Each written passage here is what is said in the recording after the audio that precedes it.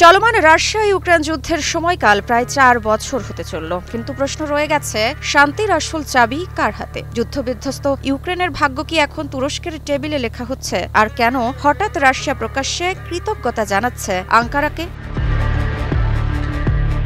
সম্প্রতি মস্কো স্পষ্ট জানিয়ে দিয়েছে তুরস্ক এখনো মধ্যস্থতা করছে এবং আমরা তাদের প্রতি কৃতজ্ঞ। এই বক্তব্য দিয়েছেন ক্রেমলিনের মুখপাত্র দিমিত্রি পেসকভ। রাশিয়ার ভাষায় আলোচনা প্রক্রিয়া এগিয়ে নিতে প্রয়োজনীয় সব পরিবেশ তারা তৈরি করতে প্রস্তুত।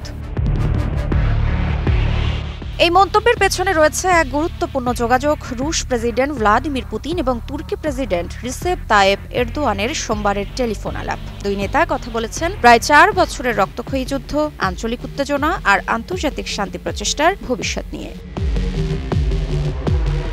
এরদোয়ান জানিয়েছেন আঙ্কারা একটি ন্যায়সঙ্গত স্থায়ী শান্তি প্রতিষ্ঠায় প্রতিশ্রুতিবদ্ধ। তুরস্কের রাষ্ট্রীয় যোগাযোগ অধিদপ্তরের তথ্য অনুযায়ী তিনি শান্তির সরাসরি আলোচনার পথ সুগম করতে প্রস্তুত বলে পুতিনকে আশ্বস্ত করেছেন।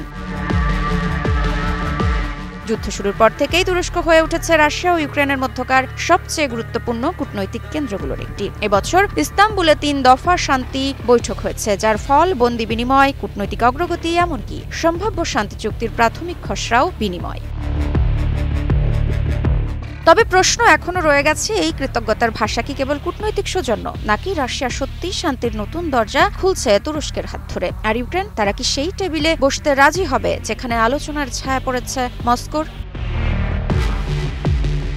আন্তর্জাতিক কূটনীতির মঞ্চে তুরস্ক এখন শান্তির মধ্যস্থতাকারী, আর রাশিয়া সে যেন ধীরে ধীরে বুঝতে শুরু করেছে যুদ্ধের পরিসমাপ্তি হয়তো যুদ্ধক্ষেত্রে নয়, বরং কূটনীতির মঞ্চেই। ঋত্বিকা সিনহা বিশ্বাস, নিউজ 24।